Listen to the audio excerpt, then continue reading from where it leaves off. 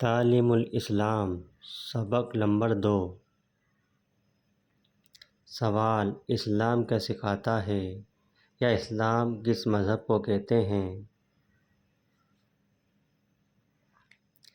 جواب: اسلام یہ سکھاتا ہے کہ خدا ایک ہے، بندگی کے لائق وہی ہے۔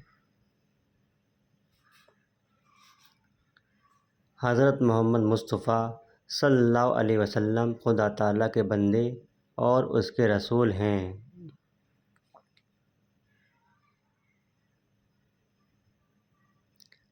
اور قرآن شریف خدا تعالیٰ کی کتاب ہے۔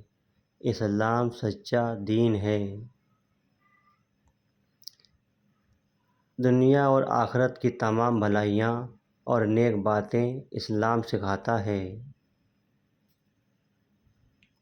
سوال: اسلام کا کلمہ کیا ہے؟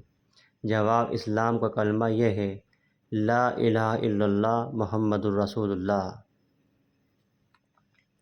ترجمہ: اللہ کے سوا کوئی عبادت کے لائق نہیں، محمد صلی اللہ علیہ وسلم اللہ کے رسول ہیں۔